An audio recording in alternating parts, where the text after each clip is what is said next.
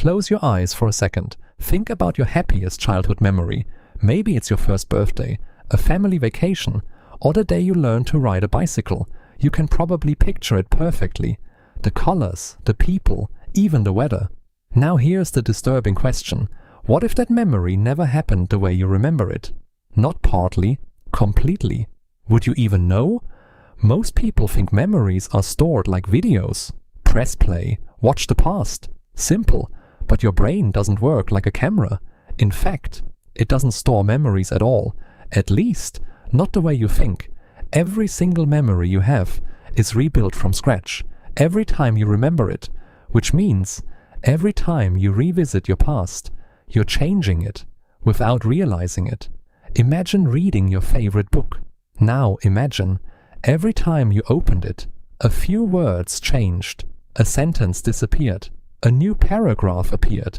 At first, you wouldn't notice, but after reading it 50 times, it would become an entirely different story.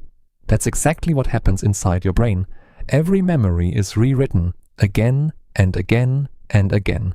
Deep inside your brain sits a tiny structure called the hippocampus. People often describe it as a storage device, but that's misleading. It's closer to an author. Every time you remember something, the hippocampus gathers tiny fragments, a face, a smell, a sound, an emotion, a place. Then it stitches them together into a story. Usually it gets most of it right, but sometimes it quietly fills in the missing pieces, and those pieces can become memories. Scientists call this memory reconsolidation. The moment you remember something, the memory becomes fragile, like wet clay. For a short time, it can be reshaped, changed, updated, even replaced. Then your brain stores the new version as if it were the original. Think about that. You aren't remembering yesterday. You're remembering the last time you remembered yesterday.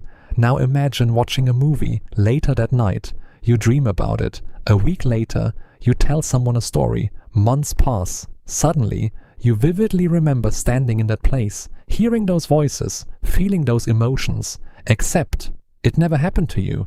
Your brain accidentally mixed together a movie, a dream, and your own life. To your brain, they all came from the same place, memory. Researchers have demonstrated something astonishing. Simply asking the wrong question can change someone's memory. Instead of asking, "Did you see a broken headlight?" Imagine asking, "Did you see the broken headlight?" One tiny word, the suddenly people begin remembering a broken headlight that never existed. Even more surprising, some participants became convinced they had met cartoon characters at theme parks where those characters had never appeared. Their brains didn't reject the impossible. They rewrote the past to make the story feel complete. Today, the challenge is even greater. AI can generate realistic photos, fake videos, synthetic voices. Imagine receiving a perfectly realistic photo of yourself at an event you never attended. You know it's fake today, but what about 5 years from now? After seeing it dozens of times, your brain doesn't carefully label every memory as real or fake. It looks for familiarity. The more familiar something feels, the more likely your brain is to accept it. This is known as the Misinformation Effect.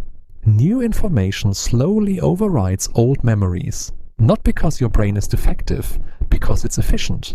Your brain cares less about preserving history and more about building a story that makes sense. Certainty is comforting, even if certainty is wrong. Now think about what that means. If your memories can change, then your past can change. If your past changes, your identity changes. Who are you without your memories? Are you the person who lived those experiences or the person who remembers them? Maybe those aren't always the same person. This explains why eyewitness testimony is so unreliable, why siblings remember the same childhood differently, why millions of people swear they remember things that never happened. The Mandela Effect, false memories, shared misconceptions. Maybe the question isn't, why does memory fail? Maybe the real question is, why do we trust it so much? So what should you do? Write things down, keep journals, take photos, save conversations. Not because your brain is weak, because your brain is creative.